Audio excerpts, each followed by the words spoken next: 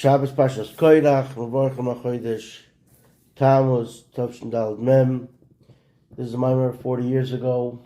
We'll do this one in honor of the 30th yahrzeit. We're going to do also the next mimer, which was, like we've mentioned several times, the parsha is off by 1 week, even though the day of the week is the same this year as 40 years ago. So that will be in the mimer of V'hoyim Chodesh B'chodshoi for the week of Gimel Tammuz. And that, of course, every mimer has phenomenal message for all time. So this week we're going to do Parshas Korach. This Shabbos is Parshas Korach.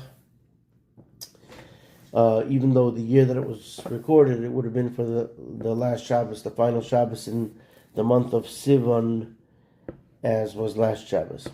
Veavad Halevi Hu v'yadua hadiuk bazeh veavad Halevi Hu. It says the Levi will serve, the Levite. And we know there are particular lessons that we can learn from this. Why does the Torah say, and the Levi, he will serve? The word who, which means he, is extra. It should just say that the Levi will serve. It doesn't say the Levi will serve, he will serve. The Levi will serve the service in the tent of the convening. Tzemach Tzedek brings in his mimer, which begins with these same words, and Mishabes Mevorchim Tammuz Tov Kuf Beis Tzaddik Tekabetz. Never makes one word out of this, which would mean to gather, and that's 1832. That Shabbos. Now it's interesting. He said this is just a side parenthetical thing, and it's in the square brackets here. Nidfas Be'erat Torah b'Midbar Sheyotzer Lifnei Shabbos Zu. That ever says it's printed in the volume of Veavad Torah, which is the discourses, contains the discourses of Tzemach Tzedek. It was printed right before it was published before this Shabbos. That ever says 40 years ago, before Shabbos Parshas Korach.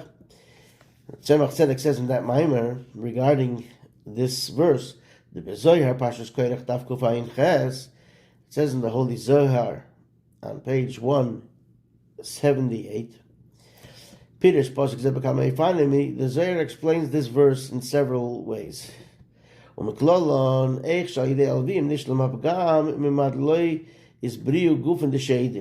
generally speaking, through the service of the Levites in the Holy Temple, so that which was lacking in creation, because God didn't create the bodies of the demons.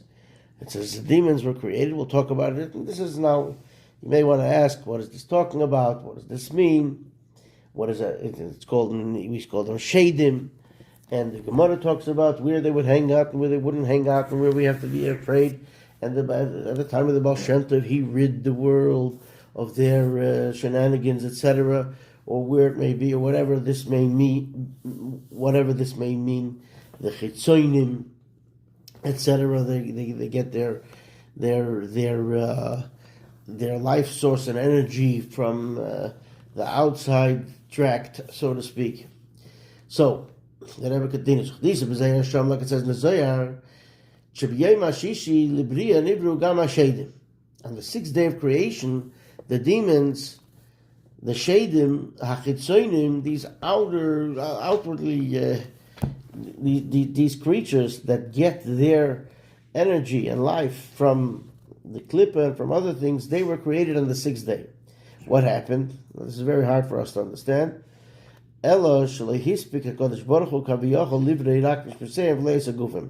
God didn't have time because Shabbos started, so He didn't have enough time to create them in their complete their facilities, so to speak.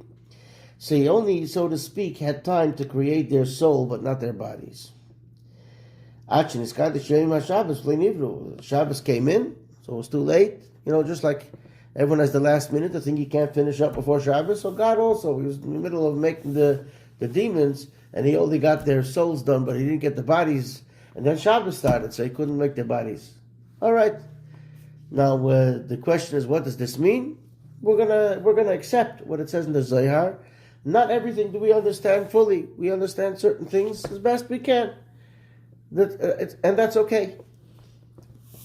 So, Shabbos started. We have also in the Pirkei Avos the 10 things that God made at the last minute. Right? So this is also enumerated over there. Okay. So v'ishtayir alma k'mod ispagim. So then the world was not complete. It was like something lacking. There was a blemish in the world. Why? Because the shadim were created only with a soul and not with a body. So now who completed? Who made up for this? Who completed the world? Till the Levites came. Their whole idea is to serve God, and they come from the side of severity, the left. The Kohanim are considered Isha Chesed. They're from the right. So the Leviim they symbolize and come from the left. So they were able, these Shadim deals, they also come from the left, and the Leviim were able to make up that blemish and that which was lacking. So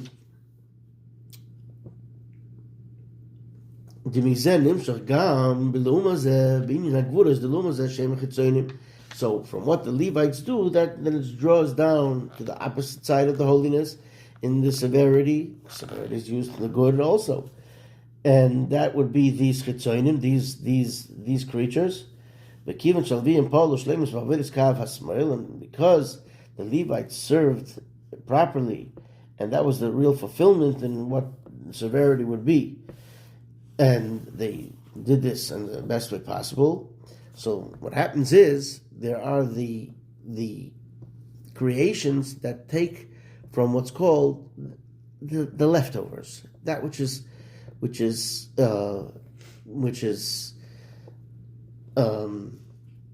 there's so much and everything is complete, so they're able to just take from the little bit and they live off of that. That's called Yunikas HaChetzonim. So when the Levites do everything right, so the from this which is complete, then it goes off to the yonder, to the other side, to what's called the Le'umazeh. So these creatures are then able to get their sustenance, so to speak, from there. The Oznim shakam Le'umazeh b'inyanak v'udas the Le'umazeh shem ha'chetzenim b'kivin shel v'yim polo shlemus v'avedis kavas mel nimshuk v'zeh gam ha'chetzenim. So then their creation was completed. Their bodies and their tools, their vessels, were also created. Like the Tzemach explains there in the Torah, like it's similar to the Gemara, which the Gemara says in Baba Basra.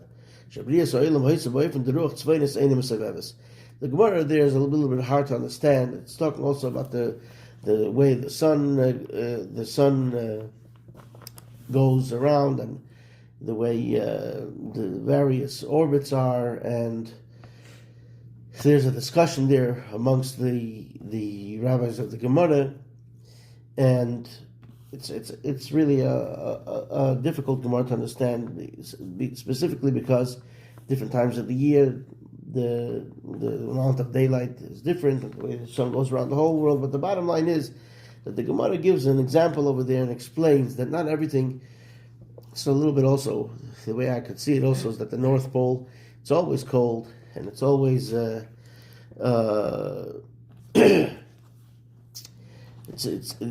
the orbits are different. So the bottom line is the Gemara says there that the Ruach Shabriya Soil Mois Bev the Ruach Tzefoinis Eina Meseveves Heinish Bechinis Hatzof and Vasmoy Lahoy Beshlemus Shabriya V'Nish L'Machakach. So there it says that the world it didn't have was missing the northern wall, and that's why the sun could go out in that fashion, northwest, and it comes from here when it's orbiting. But there's a disagreement there in the Gemara too. So this is all. It's not necessarily a disagreement. So I think it's different ways of looking at it, different values and parts of the creation. But the bottom line is that the the left, which also symbolizes the north, because it goes from east to west. So west would be the left in this symbol, and it goes from bottom to top. So that would be the north. It wasn't complete when it was during creation. It was completed later. Okay, we're going to leave that. And the Tzemach Tzedek continues there.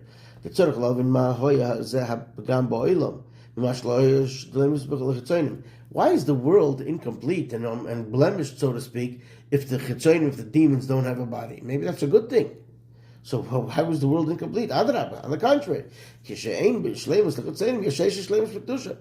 If these outward, so to speak, creatures, the creatures that are from the klippa, from the outside, from the shell, if they don't have a complete body and they're not fulfilled, so then that means that the holiness has more.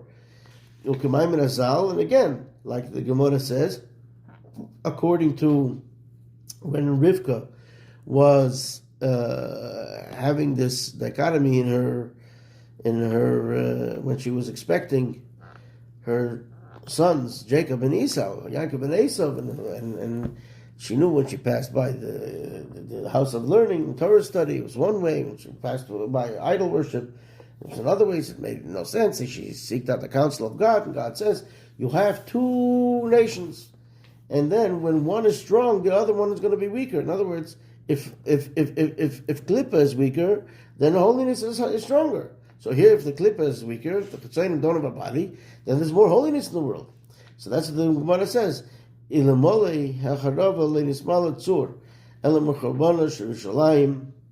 Tyre. Now they're fighting over there. Now the Rebbe should help. We're learning here a Maimer from the Rebbe, and we're learning a Maimer from the Rebbe that mentions it. And now I just saw it recently. There was military action there. It's called Shur in Hebrew. In English, I believe it's called Tyre. And it was only after the destruction of Jerusalem was it able to gain strength, like it says in Ezekiel. So again, that just symbolizes if there's weakness in the holiness, then the opposite has strength. The Rebbe should help. Indeed, it's parenthetical that study these things, that our brethren should be strong and should have victory not only in Sur but in all of those places all around there, and there should be safety and redemption in the Holy Land immediately. So Balderach comes in Eiffel, and it also says that when one gets up, the other one falls down. Like we mentioned, the dream of the feelings of Rebecca and what God told her. So now the Tzemach Tzedek says, so then why was the world considered incomplete if the klippa, if that on the other side that wasn't unholy wasn't completed? And what is the advantage of the service of the Levites? How were they able to then complete their bodies through their serving in the temple? By the way, just one more parenthetical thing. Supposedly the demons are a little bit like angels. If they need a body, they get a body. If they don't need a body, they don't get a body, whatever it is. And there are also, of course, all the myths about this, and etc., etc. Okay. But now let's get into let's start talking about what's going on here. So just to understand this, we have to understand what is the service of the Levites. The Levites are rooted in the severity, the left side, Gevura. The whole idea of the serving God with Gevura is to uplift from below to above. It's the fire that's down here. But we elevate so in order to be able to draw it down from above to below. Like the service of bringing the sacrifices, the offerings, that is to uplift the creation through our giving, and we uplift everything of that of mineral, vegetable, and animal and human being. There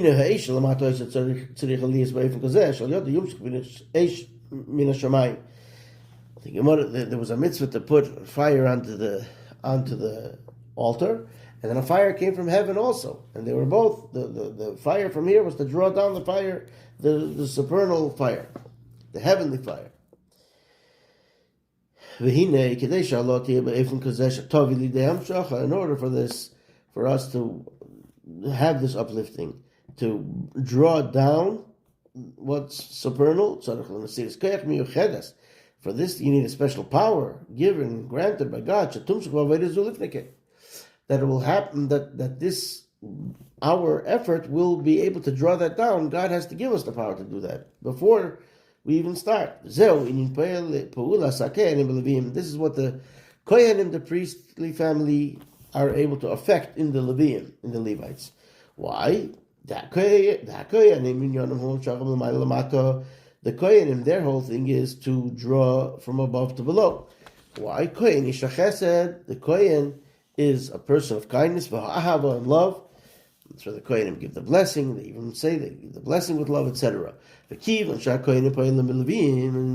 the Kohanim affect the Levites, the Levim,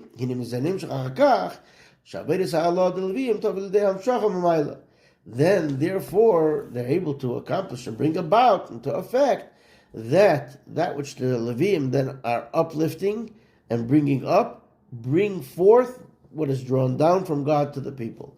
And that's why it says, again in this week's parsha, and they will cleave to you, they will connect to you, and they will serve you. It's interesting to note that the word Levi, the name Levi, or they're all descendants of Levi, was given by the matriarch Leah, who was the mother, and she said, now I had a third son, so now my husband will be then most connected to me because I bore him 3 sons, and she knew she had at least her equal amount, and being the matriarch of the tribes, they knew there would be 12, so she knew she had at least a quarter. But the word of Levi means connection. That's why in the vernacular, we have the mitzvah of Leviah, to escort somebody. When somebody hosts somebody, you have to give them Leviah. Heaven forbid, if somebody passes on, you escort them. It's called a Levaya. So when there's a connection, so there's this in the parsha it says, when it says that the Levim will connect to the Kohanim, the word of connection is also from their name. They will connect to you and they will serve you. Which also illustrates that the Leviim were secondary to the Kohanim. The primary functionaries in the Beis Hamikdash were the priests. Leviim were, so to speak, secondary. They didn't do the main function, although it was a primary function, as was the Yisraelim. So that's why this whole story comes after the story of Korach that we have in this week's parsha, that Korach came along and he complained, and he said, why did you make your brother the Kohen, and then you just left us as is? So what does it say? It's explained, Korach wanted to trade in his being from the left, from the severity, with the right. He wanted to be a Kohen. He wanted to say that we should have the service from the kindness. He wanted to make that severity should be over kindness, and that's not what the plan was. That's not how it had to be. Really, the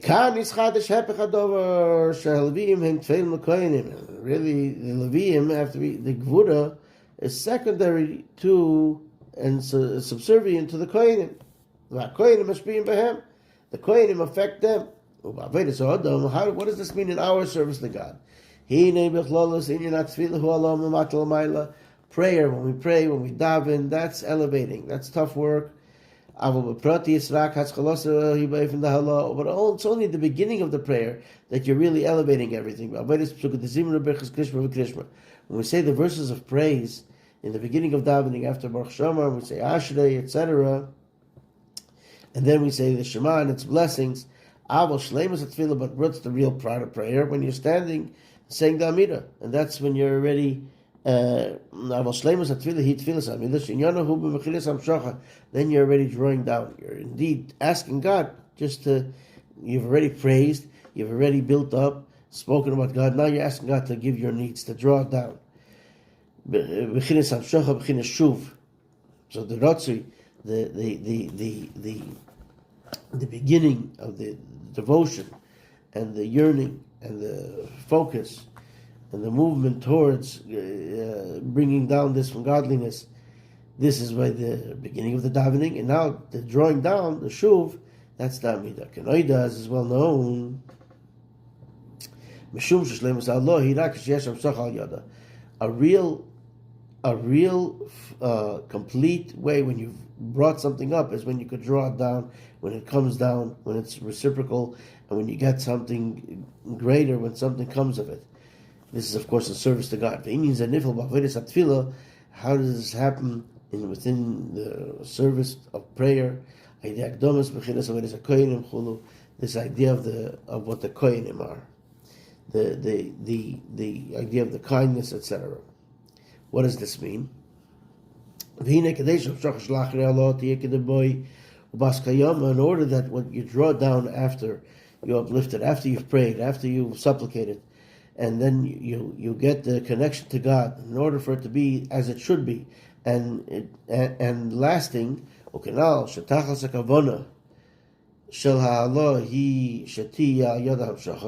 as stated, the real uplifting is that you're able to draw down. You have to have vessels to be able to contain that which you draw down. Because if what you get is only the energy and it's not able to be contained, it wouldn't be able to stick at all. Because the energy really wants to stay at its source and be elevated to its source. It doesn't want to energize things. But if you put them into vessels that can accept this energy, so to speak, then it could stay. God made everything in the format of balance and opposite. So there's holiness and there's the opposite of holiness. Just like in holiness, there is something you draw down through the severity by making the vessels that contain. She beli kalim. But then if you don't do the vessels, so then the severity that comes down will not be sustainable. But then there's energy that comes down if there is vessels, and that is sustainable. That is able to last. And the same thing that Rebbe says, through the various concentrations and constrictions and what's called in Chassidus the various coverings, curtains, so to speak, that hold back the energy and the light. So there should be choice. If we would see, it would be rampant to see holiness wherever, and we'd be able to see, there wouldn't be a free choice. Nobody would make back four choices, ever, because it would just be obvious. So, through this all being hidden, and that's like energy without a vessel, without containment. Then that was drawn down can't be sustainable. There's what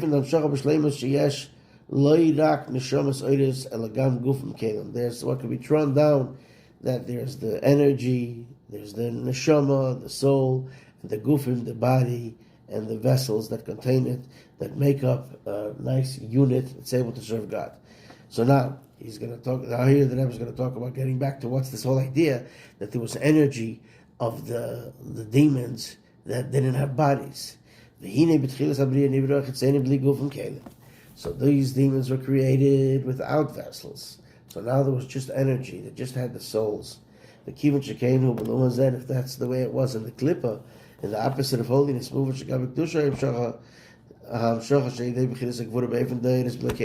that means that whatever corresponds to the demons in the holy side was also lacking, and therefore it was also like energy without sustainability, without vessels that could contain it.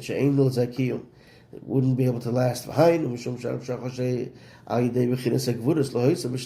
means that it wasn't in its best way possible, that which is drawn down through severity. That's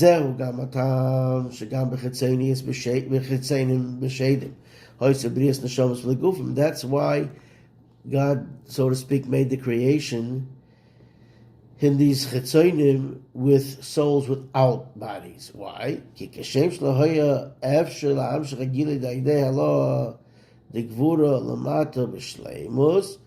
So just like it wasn't possible to draw down this revelation of severity through elevating, and then therefore you would draw it down properly. There was not yet then the ability to change the klippa and the other side to holiness. If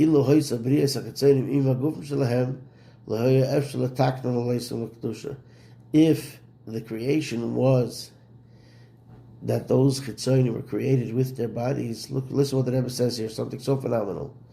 There wouldn't be the ability to fix them and to elevate them to holiness. So since they were incomplete then, so then their completion happened through being the alternative, the other side of what the Levites did properly. So then, even though they remained chitzonim, but they then could also be elevated. So therefore, God left something incomplete, so that therefore it would be completed, even though it wasn't a good thing that was being completed, so that that whole thing could be elevated. And this is a phenomenal lesson that the Rebbe tells us to each and every one of us. Sometimes we have something in life that's incomplete and it's not ready and we don't think it's able to fix. So he says, you know what? Fix it and then it can be elevated. After the Torah was given, this is how it came down.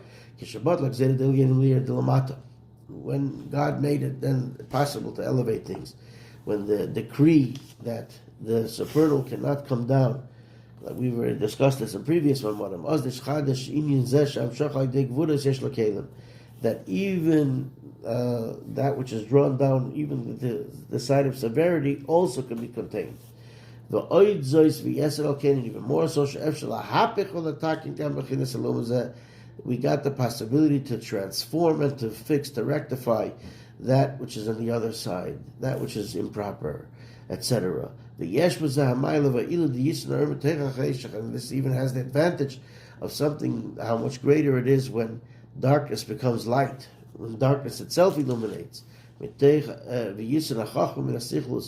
Wisdom from foolishness, etc. That's what the Levites were able to bring about. Because their service, when they uplift, in a way, they were able then to draw down and bring this energy in a way that's sustainable, that stays with us. A dwelling place for God on this earth, on this tough earth. They were able to transform things that are really, that were at one point tied up on the other side. Now we understand why it was the Levites that were able to affect this. Even though there was already the service of Gevura, of Kedusha, of holiness, severity within holiness was before, but just like our father Isaac was considered severity of holiness, his father Avraham was kindness and of holiness. Yitzchak was the severity. But since Yitzchak lived before the Torah was given, before this decree was abolished, so he couldn't transform the evil. This was affected after Matan Torah, through how the Levites served. Veavad Halevi He. That's where the verse says that the Levi He shall serve. Because the service of the Levites is that they are secondary to the priests, the Kohanim. First it says they will join you and they will serve you. The Levites will join the Kohanim, and then it says that the Levi will serve. Who they are able with their power to draw forth the level called who meaning he, the level of godliness, but you don't know who it is. When you say he, it's called Shehu Lashon Nister. You don't know who's being referred to. Alma Diskasya, that's the covered world, the world that's so holy. L'toich Alma Disgalya, that we can bring it down into the revealed world. L'hainu shehem loy rak ma'alim b'chinas Alma Disgalya. They don't only elevate the revealed world, ba'alma Diskasya, into the covered world, into the higher realms, into the holiest realms.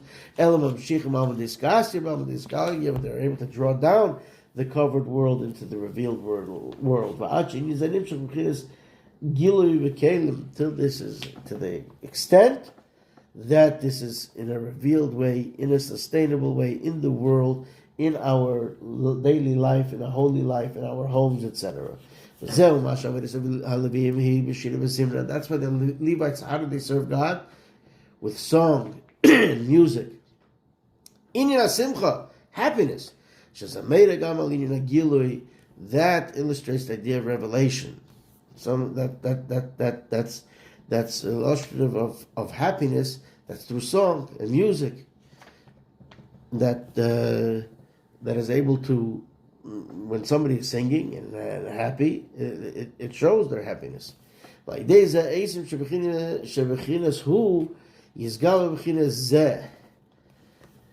So then they're able to affect that when we say the level called who, which is a reference, but to someone that we don't know, that goes into the bechina of zeh. This is it, the one that you can see. Who is gal bechina zeh shu loshin gilui, what's revealed. Like that's when something is right in front of you. You can point to it and say, "This is it," with your finger. Like it says twice in the verse zeh Hashem kivinu nagilo zayim was Hashem nagilo v'nispchom b'shuos. It says twice in the verse zeh.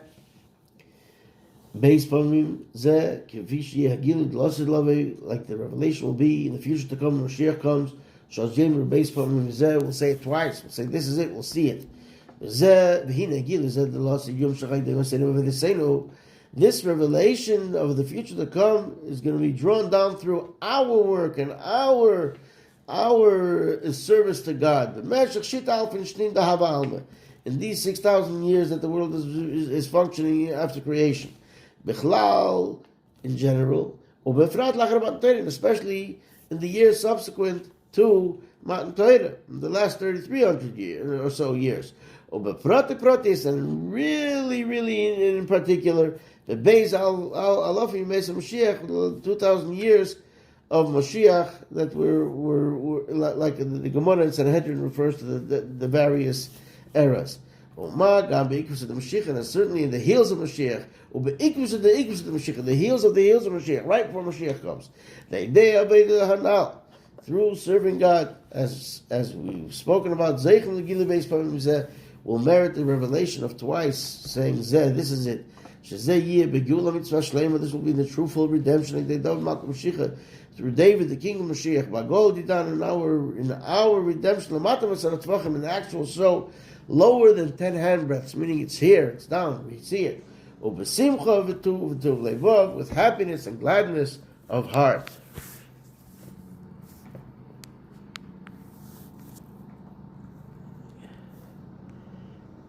I stopped recording.